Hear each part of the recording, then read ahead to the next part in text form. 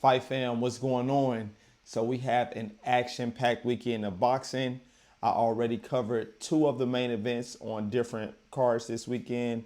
One being the Alexander Usyk versus Daniel Dubois rematch, which is going to be on the Zone. The other main event I covered was the Manny Pacquiao versus Mario Barrios fight that's going to be on PBC. And then we have Bam Rodriguez versus Phumelele Cafu that is going to be on the Zone Saturday, July the 19th. So I'm going to be giving a breakdown of that fight. I'm going to also be letting you all know if I'm going to be betting on that fight and the exact bets that I will be taking. And if I do bet on this fight, I will also post it in my post section on my YouTube. All right, so let's look at each individual fighter. I'm sure many of us already know who Bam Rodriguez is.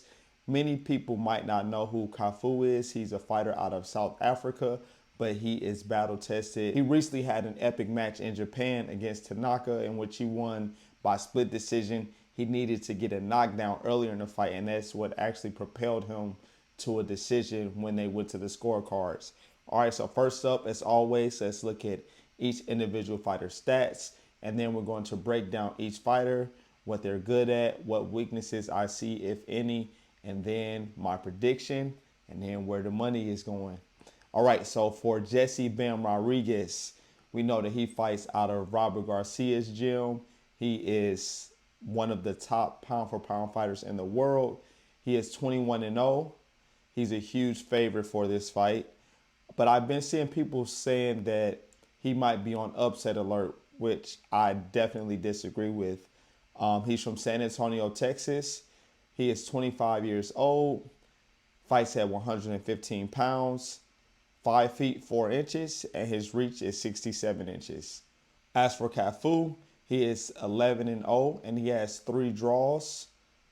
He's out of South Africa. He's 26 years old, also fights at 115 pounds, 5 feet 6 inches, and his reach is 64 inches. So right there, that's going to be huge as I break this fight down. Although Cafu is taller by 2 inches, Bam has a 3-inch reach advantage on him, which I think is going to be a huge thing in this fight. All right, so first up, let's look at Bam Rodriguez.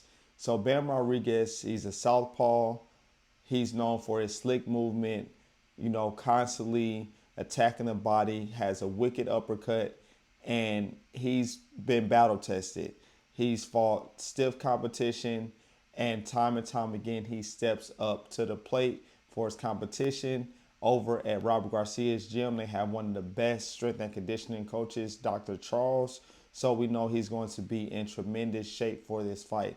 Now, they've already agreed for another fight for Bam later this year. That's something that I have to get used to, I guess, with the new stuff we have in boxing. But right now, I don't like that they're agreeing to another fight later in the year before he has this fight, because in sports, people tend to look ahead and they might overlook a particular opponent. Now, for Bam, he's young, he's hungry, so I definitely do not think that will be the case here, because he definitely has a game opponent right in front of him. So let's talk about what Bam does well. Bam has excellent defense. He has defense where he can stop the shots to the body. A lot of times, once he feels those gloves hit his arm, he's coming back with a counter. So not only does he have good head movement to slip the punches, make his opponents miss, he also gets into a guard, blocks, and he counters off of that and eventually just breaks the guy down with his movement, because he's able to apply smart pressure. So he's not just doing typical Mexican style boxing where he's just walking the guy down. He's using footwork. So he's coming in, he might take 2 steps in, then he comes out. So that way he's connecting and then he's exiting out, which after a while that gets fatiguing on a guy because he's not getting a break. And then his punches are extremely sharp. He mixes up his combinations. So he throws jabs. He likes to jab to the body. And then right when he catches you sleeping, he throws that uppercut and follows that often with a hook. So his combination punching is a thing of beauty. For Bam, I'll be honest, he does not have any weaknesses.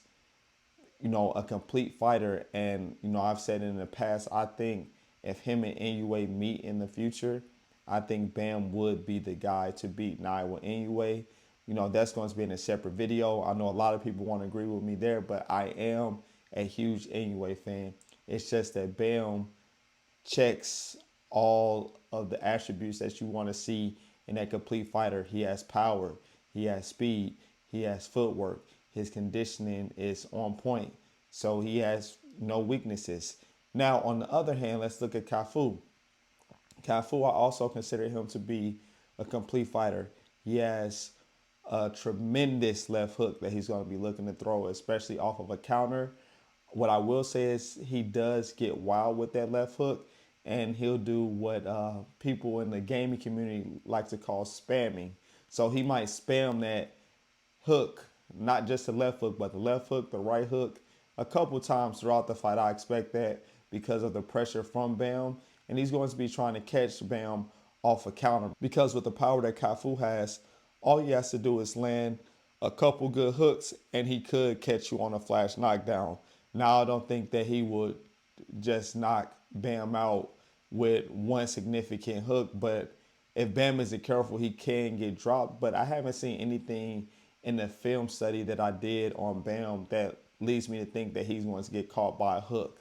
Now, what I will say is Cafu, he does move around well, but he's not light on his feet like Bam is.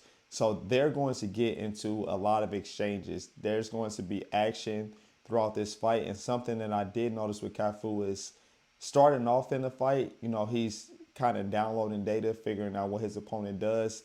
Then he starts to put the combinations to get together as the fight goes on.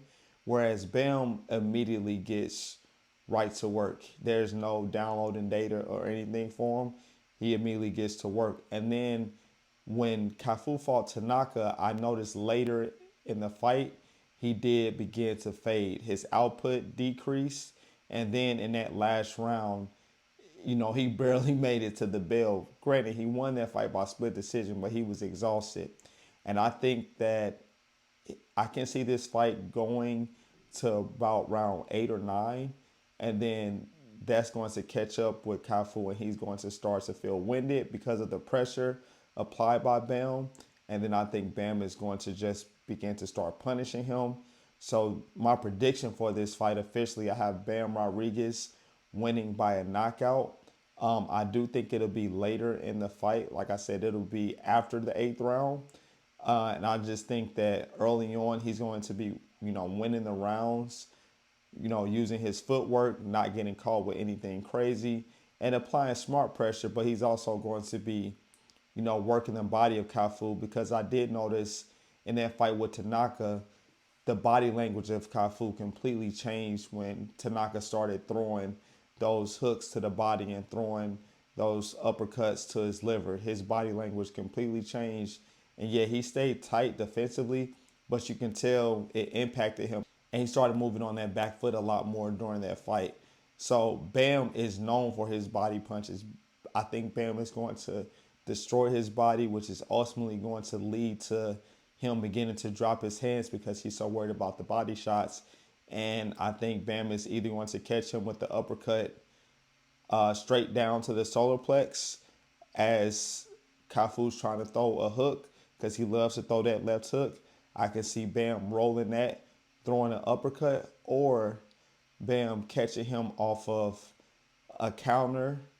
When Cafu's throwing shots, Bam catching him off a counter, throwing a hook, or even an uppercut off of a counter. Because, Bam does, his footwork is remarkable. So the uppercut, he just catches guys completely off guard with that, which is crazy because he can even lead with the uppercut. And we're looking at a clash of styles with the orthodox versus southpaw. Bam does an excellent job at getting the right position of the feet, making sure that lead foot is on the outside of his opponent's lead foot, and then he's able to create those angles and create the shots and the openings that he needs to seal the deal. So I have Bam Rodriguez by knockout later in the fight after round 8. If I had to predict an exact round, I would say between rounds 8 through 10, I think he stops Cafu. And then I think we're looking at Bam again later this year. But I think this is another statement win for Bam because you do have people saying, oh, he's in a tough fight. And, it's boxing. Anything can happen in boxing. But I think people forget how good Bam is because they go without seeing him fight. And then they see somebody he's fighting that's good. Cafu is good. He's a great fighter. I mean, he's 11-0. I believe he has 8 knockouts, if I'm not mistaken. So he has power, but I think there are levels here, like extreme levels. Like Bam is on a world-class level, and Cafu is not. All right, so let's go ahead. Let's look at the odds for this. Now, for transparency, I did already put Bam Rodriguez in a parlay. Well, I put him in 2 parlays. One of my parlays is already up in the posted section. I just took Bam by money line with I think 5 other picks. It was like a six bet parlay. Now the money line odds are crazy. I honestly just helped me get plus money on that parlay I put because it was minus 2,500. But different books have different odds. Now the other parlay that I put in, which I'll post later today, I have Bam winning by knockout. So yes, I did put money on that, but that's also with a group of other picks as well. All right, so let's go ahead and go to these odds. And let's see what we have here. All right, so for the money line for Bam, it's minus 5,000. And for Cafu, it's plus 1,400. Now that's if you are including the draw. Now, what I like to bet, the way I got the minus 2,500 odds, I did the 3-way bet, which takes the draw out. So if there's a draw, then I lose. So Bam Rodriguez or Jesse Rodriguez, he's minus 2,500 on the 3-way bet. And Cafu is plus 1,400. And the tie is plus 2,250. So if you're somebody that believes Cafu is going to give Bam Rodriguez a tough fight, then it might be worth sprinkling some money on the Cafu money line at plus 1,400. I mean, if you genuinely believe that this is a tough fight for Bam, but I don't. I think Bam is levels above Cafu, and he's going to remind people why he's one of the best pound-for-pound fighters in the world. Now, for the winning method, Jesse Rodriguez by KO, TKO, or DQ is minus 650, which I think are fair odds here. Jesse Rodriguez by decision is plus 500.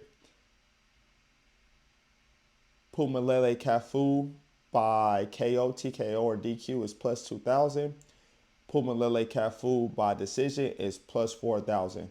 Also keep in mind this fight is in Texas. It's in Frisco, Texas. Bam is from San Antonio. So just want to put that out there where the fight is happening. Not that Cafu has not fought in other people's homes before. I mean, he just fought in Japan against Tanaka. So, he's a road warrior for sure. All right, fights to go the distance, minus 650 for no, and for yes, plus 400. I like the minus 650, the no there, but I already bet on Bam by KO with those same odds. Now, if we're looking at the round props, total rounds here, over 7.5 is minus 105, under 7.5 is minus 110. I like the over 7.5 rounds here. So you would need to get to the 8th round past the 1 minute and 30-second mark for that bet to hit. Now, I like that bet, but I'm not putting money on it. I already have Bam money line in the parlay and Bam to win by knockout in a parlay. I'll post the one from the win by knockout later today. The other parlay is already up. If you all want to give me your input on the picks I made, or if you want to tell at your own risk. All right, so let me know your fight prediction down low. Do you think Bam wins by knockout? Do you think he wins by decision? Or do you think Cafu pulls off the upset? And what do you think about them scheduling Bam for another fight before he even goes into this one? I find it, to be disrespectful for his current opponent. Some guys can start using that as motivation, like, oh, you're already scheduling a fight, assume you're just going to walk through me, because that's what it seems like. All right, but we got Bam Rodriguez. Expect him to put on a show. And I'm going to be covering the PBC card tomorrow. I believe the Bam Rodriguez and PBC card start at the same time. But I'm going to try my best to stream both of them at the same time. At least I'm hoping the main events are at two different times so we can watch the Bam fight and we can watch the Pacquiao and Barrios fight. But for sure, streaming the PBC card. All right, I'll catch you all tomorrow on the live stream. Uh, I'll also be doing a Sebastian Fundora and a Tim Zoo Part 2 video that I'll upload later today to give my prediction on that. All right, catch you on the next one. Peace.